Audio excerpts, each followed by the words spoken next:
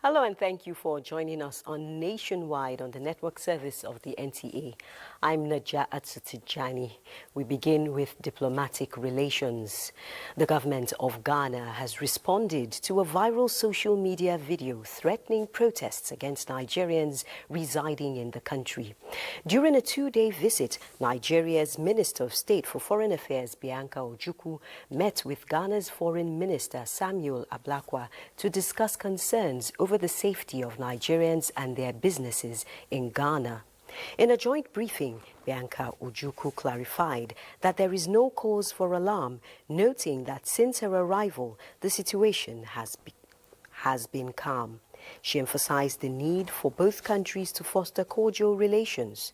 Similarly, Ghana's Foreign Minister Samuel Ablakwa stated that he had engaged with the Nigerian accused of attempting to establish a kingdom in Ghana, clarifying that there was no territorial ambition involved, but expressed concern over the rising crime rate involving Nigerians in Ghana and urging them to strictly adhere to laws and avoid criminal offenses.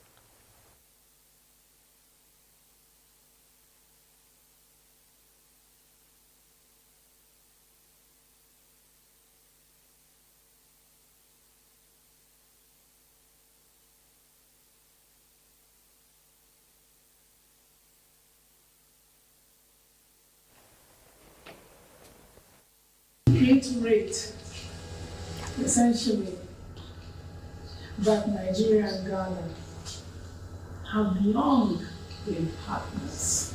If these things are not managed well, it could take us back to certain dark occurrences in our history. There is a bigger goal, a bigger Pan-African agenda where we want to form an all-united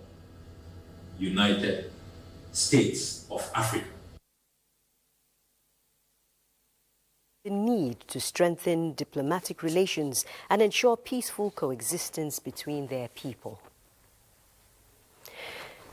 Meanwhile, the presidency has announced the extension of tenure in office of the Comptroller General of the Nigeria Customs Service, Bashir Adewale Adeniyi, which is due to expire on August 31, 2025.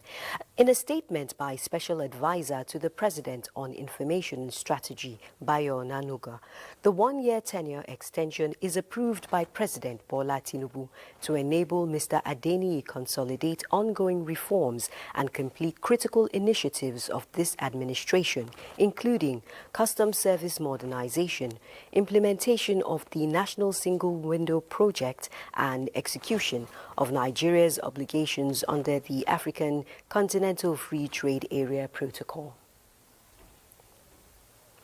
And on the defense front, the Armed Forces of Nigeria Radio Service has proven through its broadcast service that innovation, when anchored on purpose, can transform public service into a force for national unity. The Minister of Defense, Muhammad Badaru Abubakar, made the remarks at the anniversary lecture in Abuja. Defense correspondent Olajide Bello reports. Armed Forces Radio, from its inception, was conceived as a very strategic tool for national engagement, a voice of the military, and a trusted source of truth for the civilian population.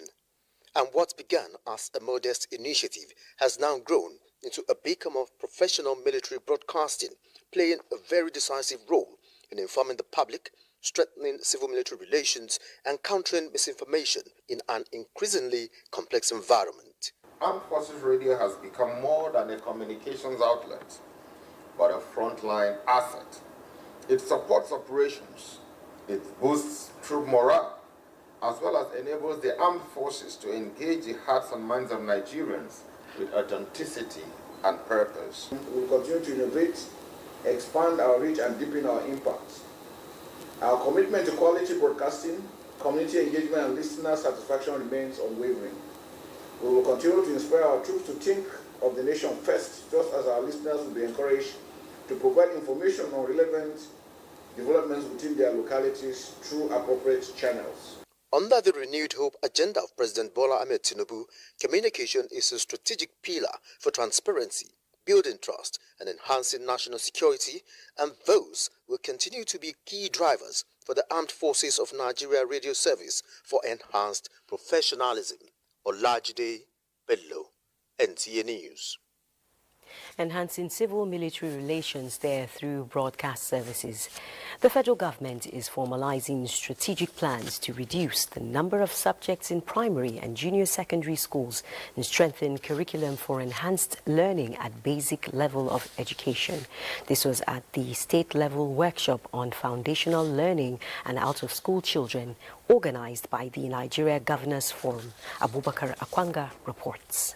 It has become a now with disturbing consequences to see many children of school age brackets gallivanting in the streets without formal education, and those already enrolled lacking basic proficiency in compulsory subjects.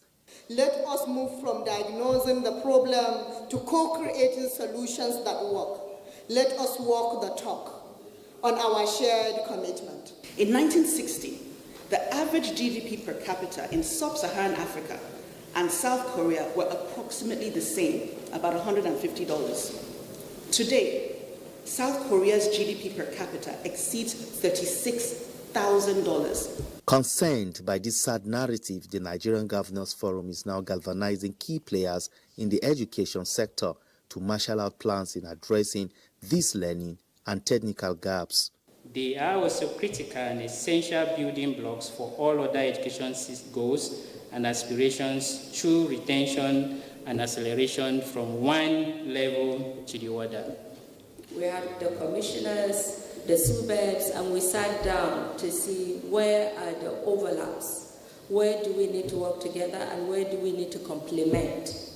Panelists during a technical session called for national and global action in rewriting history of Nigeria's school systems and defining the future from guesswork to evidence-based solutions.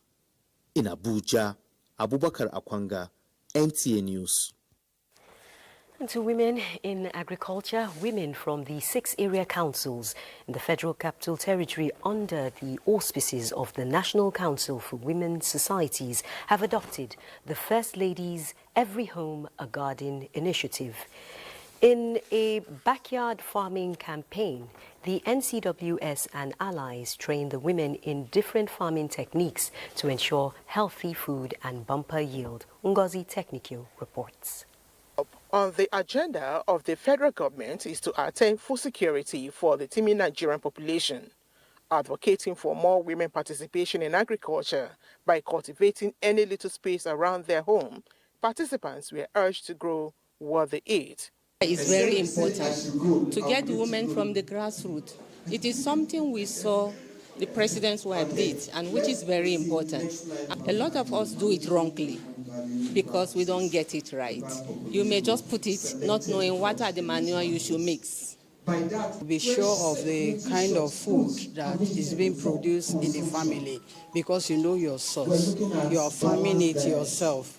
You know what you have planted and what you are eating. The resource person, Sunday Obasi, from the Ministry of Agriculture, tutored the women on the best technique to adopt, including how to produce and use organic manure as against the harmful chemicals sold in the market. There are a lot of availability of the manure within our community that will take to make sure that our backyard farming grow well. I'm going to step down.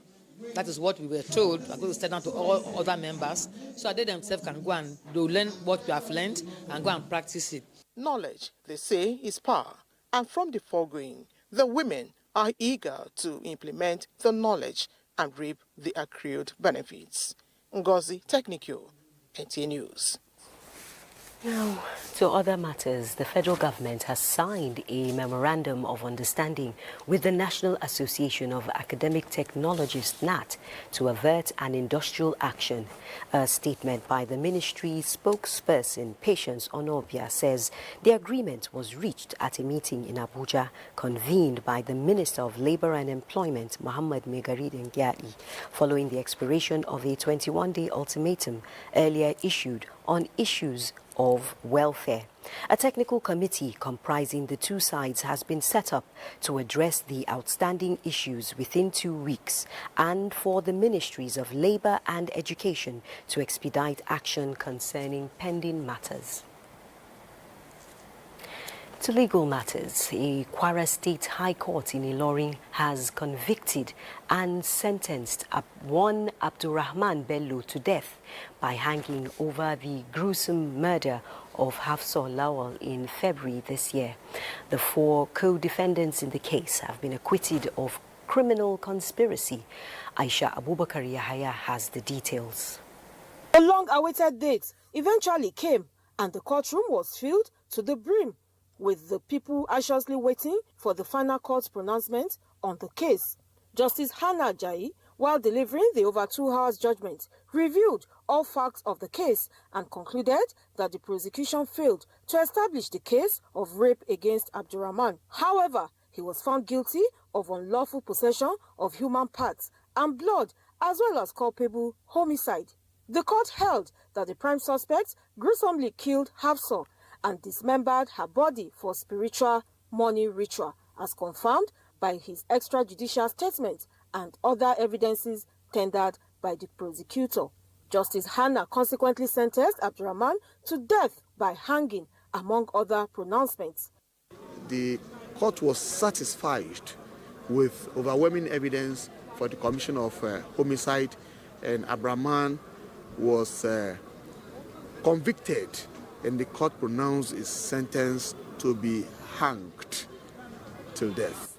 The forwarders have been discharged. Mere looking at their charges and all the exhibits filed along with it, we knew that they were not liable. Thanks Almighty Allah for giving us the victory, justice as we are expecting it. Abdurrahman Bello was arrested on the 14th of February over the disappearance of Hafsa Lawal, whose dismembered body parts were later found in his house around Olunlade area of Ilorin. Aisha Abubakar Yahaya, NTA News. It's time to join Adiola in our Lagos Network Center. Adiola, what's happening?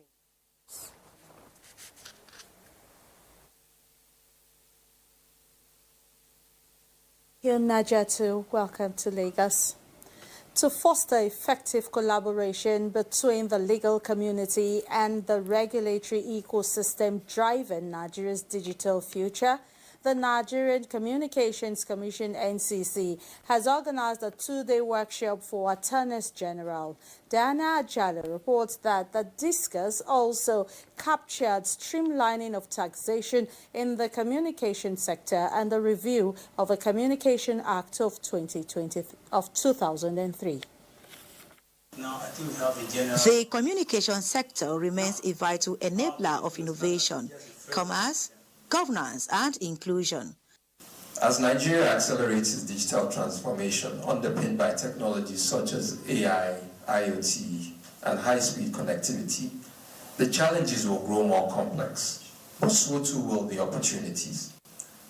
To succeed, we must adopt a whole-of-government approach that leverages the strengths of all institutions, federal and states. Declared open by the Attorney General of the Federation and Minister of Justice, Lateef Fagbemi, SEN, he described digital transformation as a panacea for improvement in socio-economic development of the nation. Number one thing is macro aspect before the micro, and it is important that we have people who will discuss, people who are knowledgeable, people who will be called upon to drive the various provisions of these laws or acts to come together and see how to advance the cause further, and in this regard to ensure that Nigerians of all categories are kept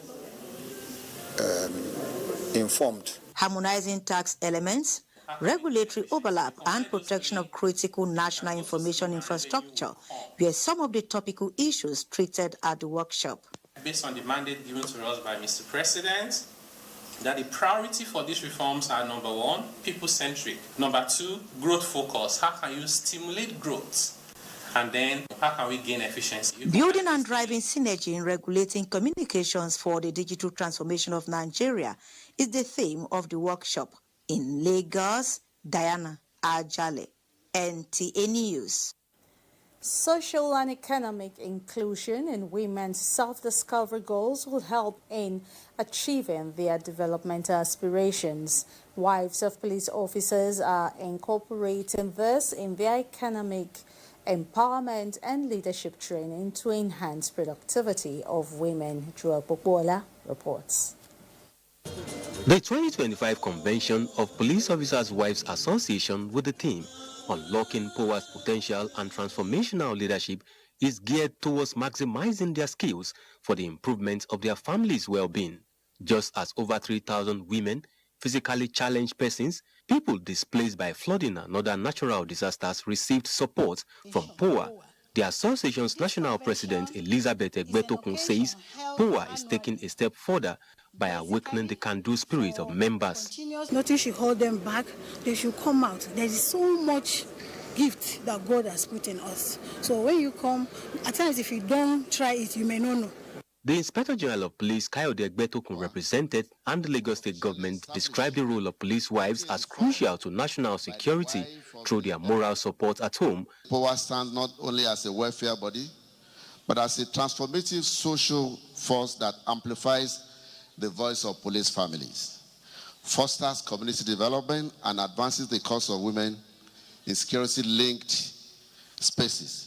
And we want us to change the narrative that we can do better. Women should be found in places of policy making, decision making. You have uplifted many lives and inspired hope within and beyond our police barracks, empowering more than 1,000 women right here in Lagos. Women are the bedrock of national development, but many of them are oblivious of the power they possess. Over the next couple of days, the Police Women Association will be using the 2025 convention to change this unwanted narrative through various capacity building initiatives. It is expected that the participants will discover their strengths and fully maximize their potential for the benefits of the society. In Lagos, Joel Popola, NTA News. And those are the reports from Lagos. There will be more news after this time out. Please stay with us. In heart of Owerri, business never sleeps. From sunrise to sundown, the wheels keep turning. And behind the scenes, vision meets action. Governor Hope Uzodimma's leadership has turned manifestos into reality, transformations that feels like a miracle. But progress needs peace, and in Imo, it's not left to chance. From land to sky to river deep, guardians are watching, protecting dreams and opportunity. At Orashi's quiet shore, hydropower is rising, set to energize a growing economy. The change is visible. New roads emerge, industry hums, communities come alive. At the center, a digital revolution. 500,000 young minds trained each year to build the future. As Orashi rises, so does Imo and the hopes of a hard-working people. A new Imo is on the rise.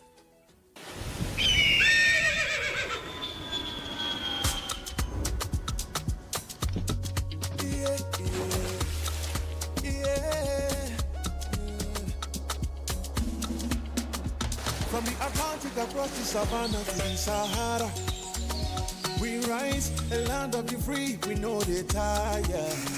We dream great, our spirit is undying.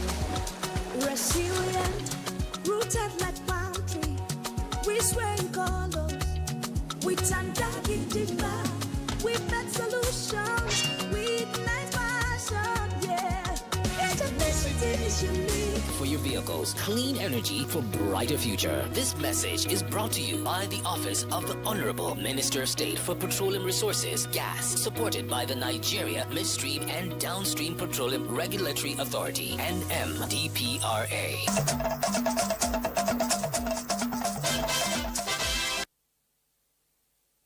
For rejoining us, this is Maiduguri.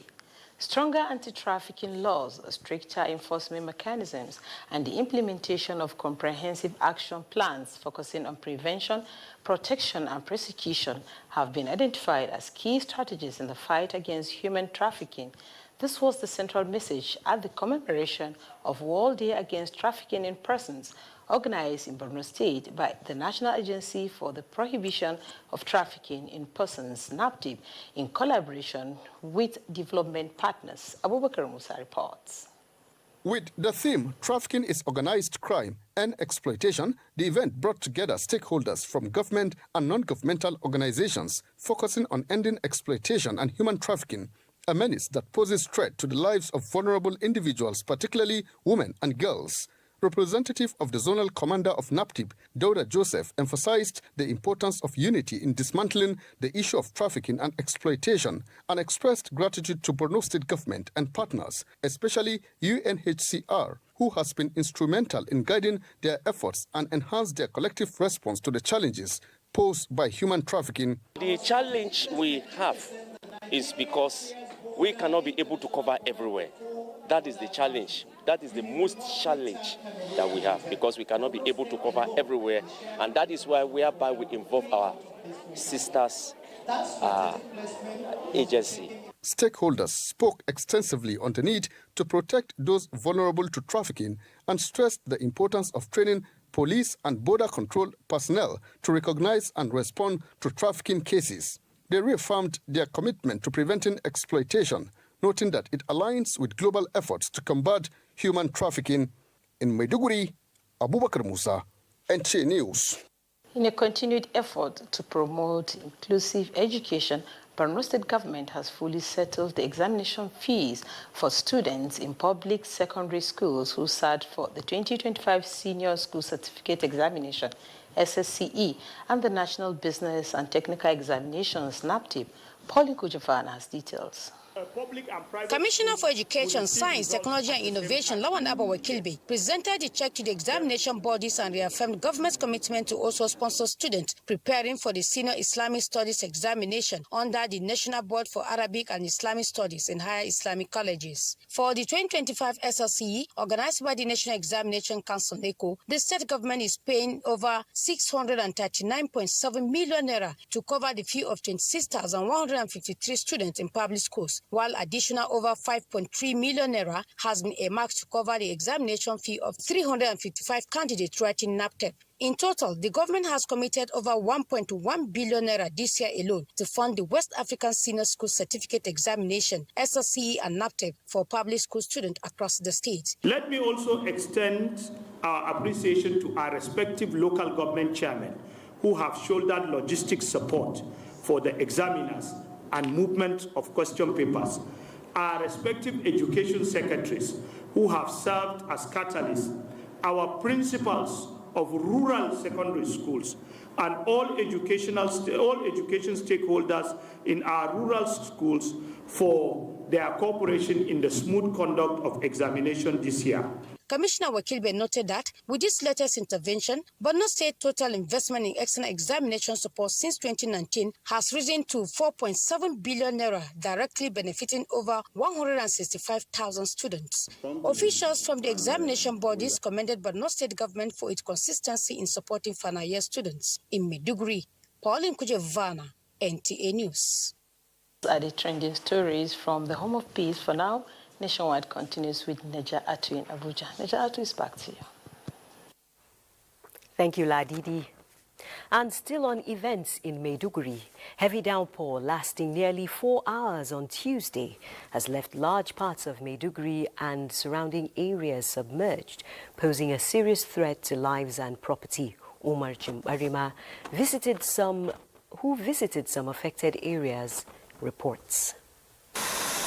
The rainfall, which residents described as one of the heaviest in recent time, flooded neighborhoods including Polu, Damboa Road, Millionaire Quarters, Gomari, Bulunkutu, Abuja Sheraton, Shuari, Bakassi, 1000 Housing Estate, 777, and parts of Old GRA.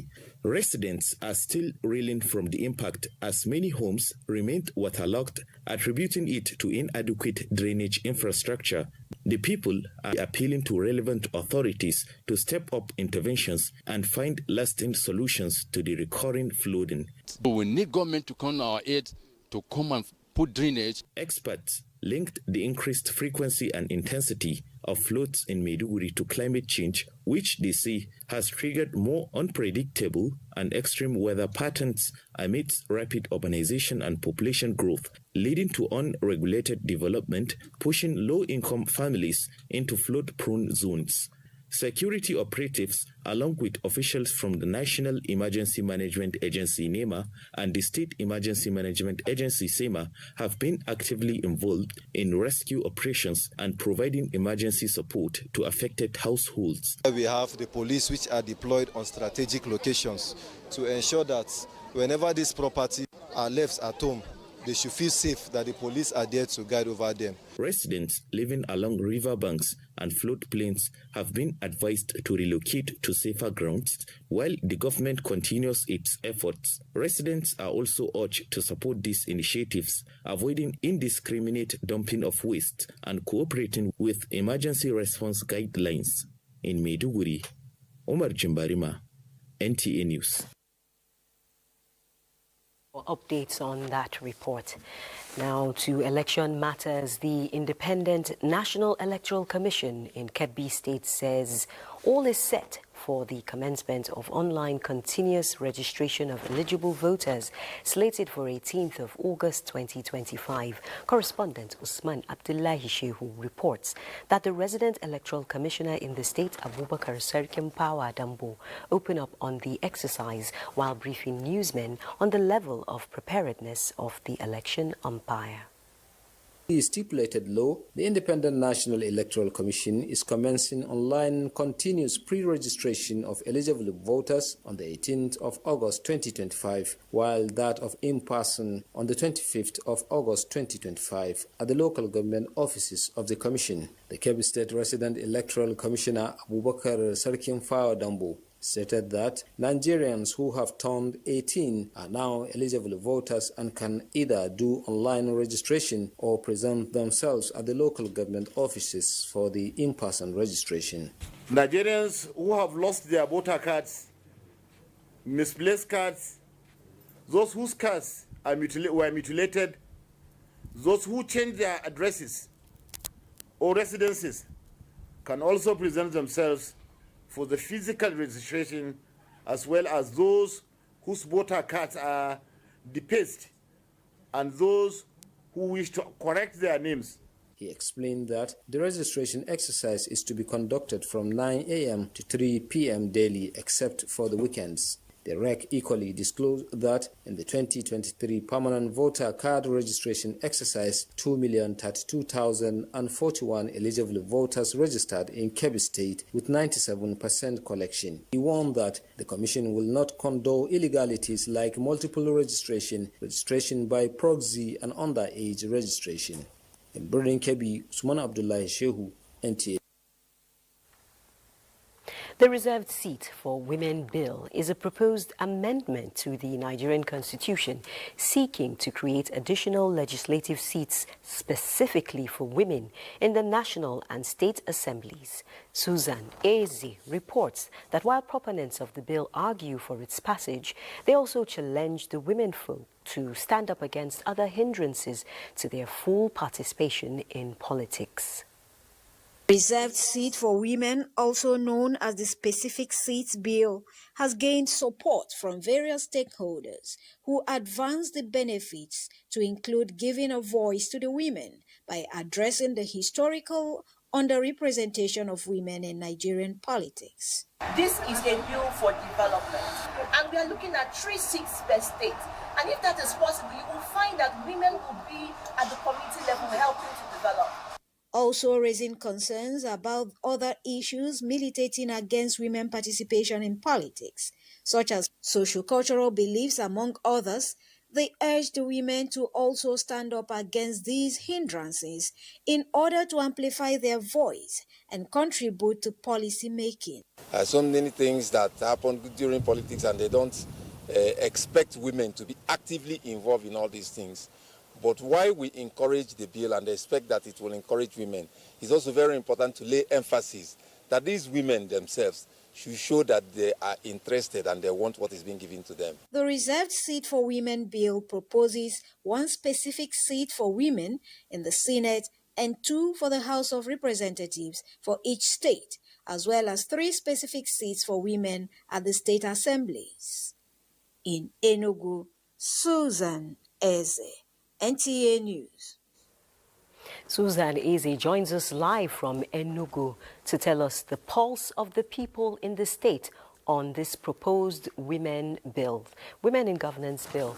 Now, Susan, your report highlights that women should also show that they are interested.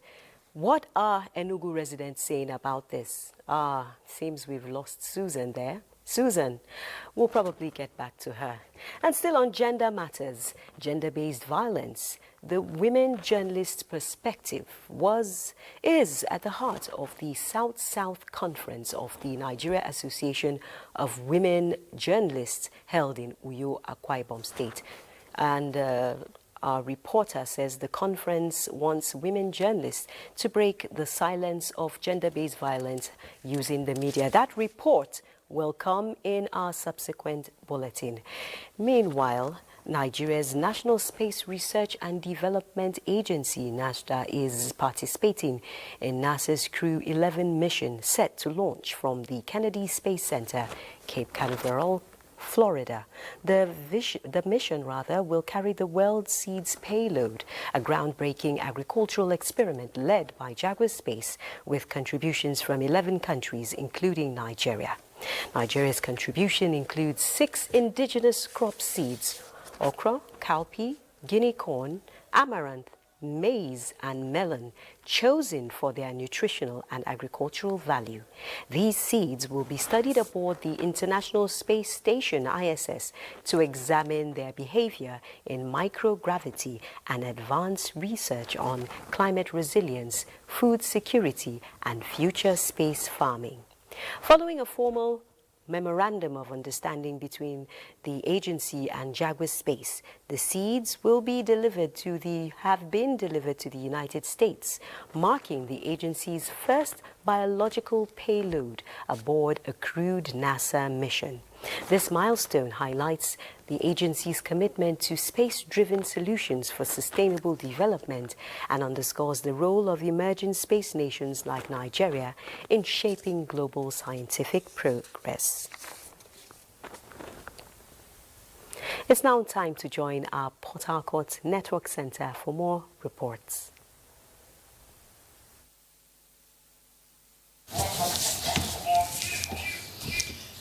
Welcome to Port Harcourt. Rivers State Administrative Vice Admiral Imokaita Ibas says a strategic community-driven approach to socio-economic development in Nigeria is imperative. This was during a visit by Border Communities Development Agency, led by Executive Secretary Alabo George Kelly Dakurinama at Government House, Port Harcourt. Correspondent Osinachi Samuel has the details. Vice Admiral Ibas pointed out that the current practice of introducing projects without adequate consultation with the people is unsuitable, but sustainability and meaningful impact would be made when communities make input on projects they need. The administrator sued for greater synergy among development agencies and donor organizations, advocating for inclusion of neglected communities beyond Nigeria's immediate border regions to ensure that no area is left behind in national development plans. I feel we should look inward and see what we have, even with the communities that are not sharing borders, that are not that far from the state capitals.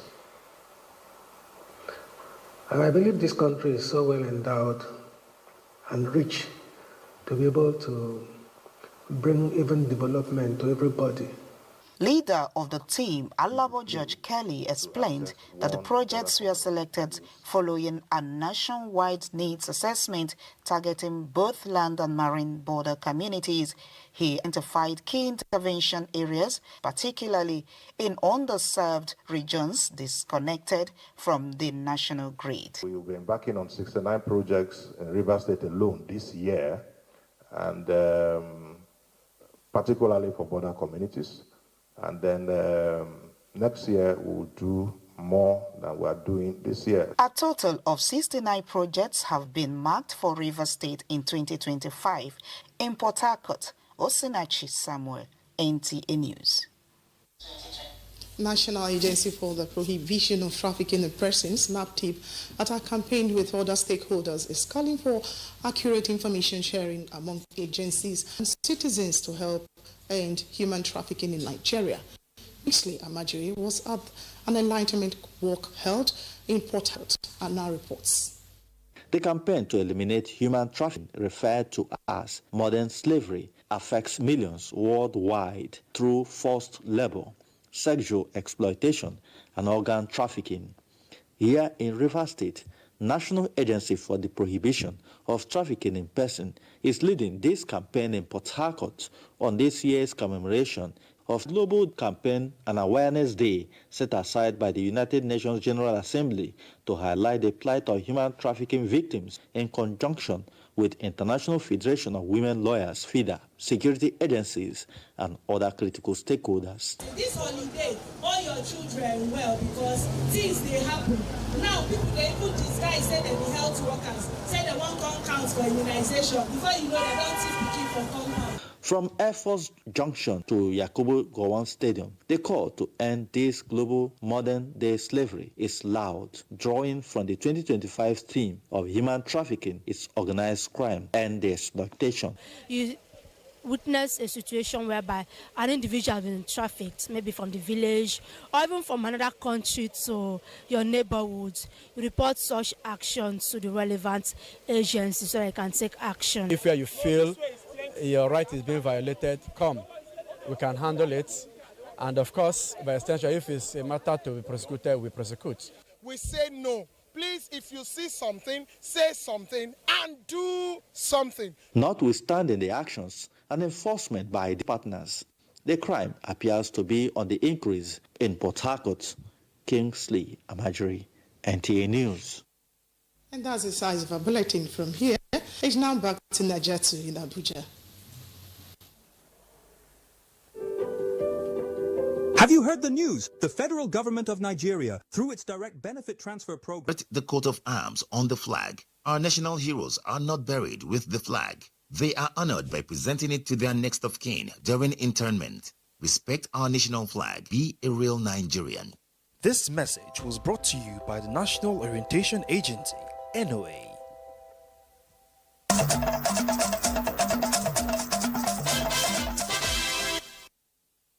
We'll now join our Jos Network Center where Mary is standing by. Mary.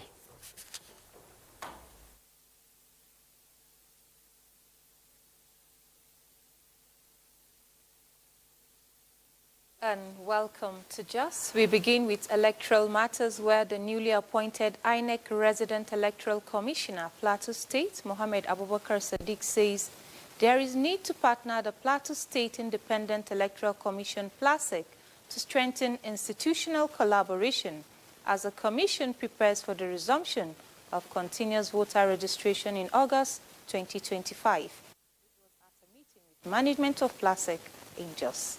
Priscilla Gumnan reports. While addressing officials of PLASEC, the new REC emphasized the importance of synergy between INEC and its sister agency in deepening democratic values at the state and national levels. He says continuous voter registration, CVR, is scheduled for August and tasked PLASEC to support INEC by mobilizing and sensitizing citizens across local communities to participate actively in the exercise. We are resuming the continuous voter registration on the 18th of August. And a platform would be provided where prospective registrants that have qualified, that have met the requirements, can assess and register.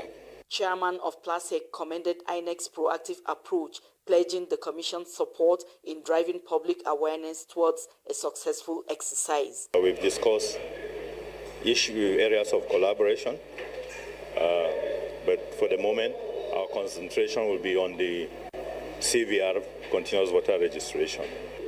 We will also have the opportunity to enjoy other relationship with the INEC. The meeting ended with a renewed commitment from both commissions to work collectively towards credible elections. In Jos, Priscilla Grumnan, NTA News.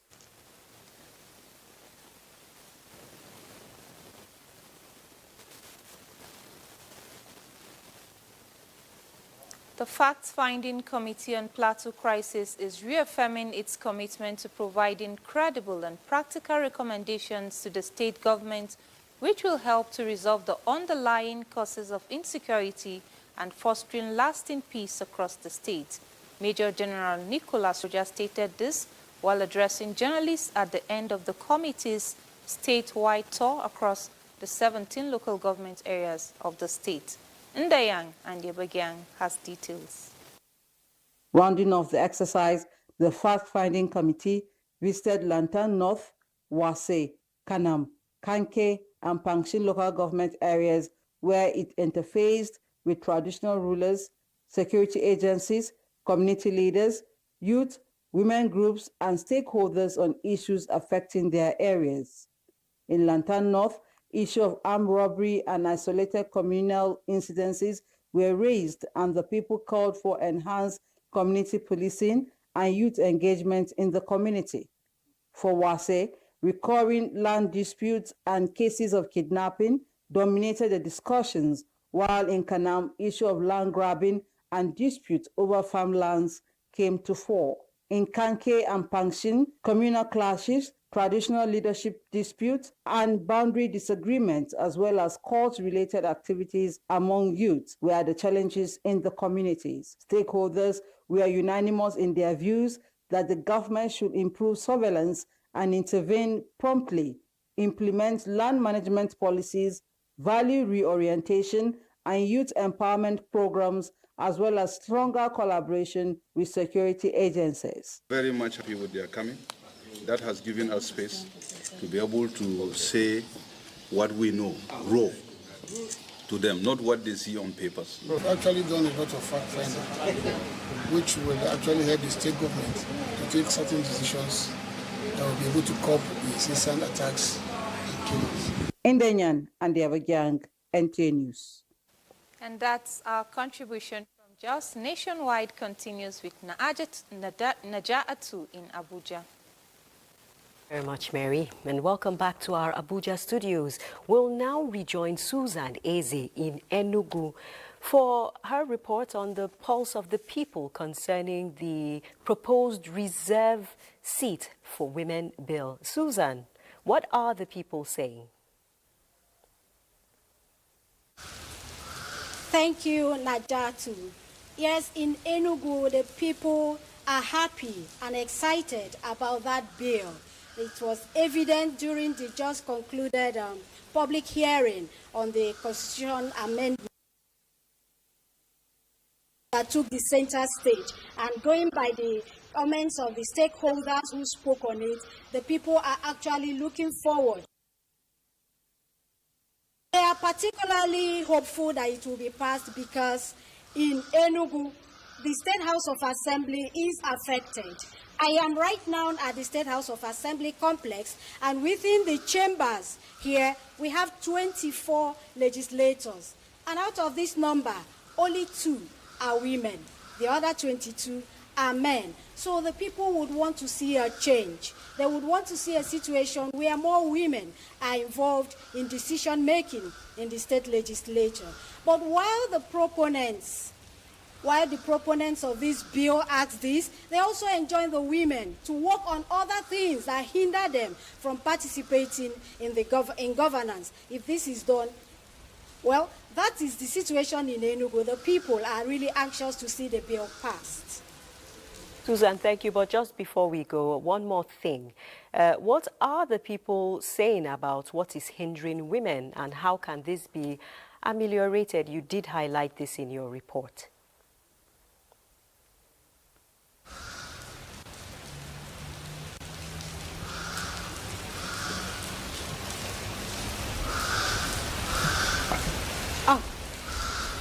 Okay, exactly. That's the point they are raising. That some of these issues that affect women, such as patriarchal norms, culture, where they advise that women should stand up to the people, to make them understand that women have the capacity to also decide. Also on the issue of high registration fees, they advocate that political parties should reduce the amount they collect for people to register so that women can also participate. And also the issue of political violence will also be looked into. These are some of the solutions they profile, that if these are taken care of, women will be bold enough to come out. Well, we seem to have lost Susan again. I wish she could have gone on, because that is a subject matter that is quite dear to the NTA and Nigerians in general. Thank you, Susan, for giving us the pulse of the people in Enugu concerning the proposed reserve seat for women bill. And now Nigeria is a beautiful country, attracting nationals from across the world who regularly come to enjoy the people and culture. The Nigerian nationality is highly regarded among nations of the world, prompting calls for the deregulation of obtaining Nigerian citizenship. But is it really difficult for a foreigner with Nigerian roots to obtain this citizenship under Nigerian law? Olabode Arewa finds out. A leisure trip back to the homeland by a diasporan who identifies with his original roots, Nigeria. His affinity for Nigeria is no doubt shared by many others who own foreign passports and who desire that their children obtain the green passport of Nigeria. However, this enthusiasm is not shared by other aspirants, as a British politician of Nigerian origin, Kemi Badenoch, was recently reported to have expressed her children's difficulty in obtaining Nigerian citizenship.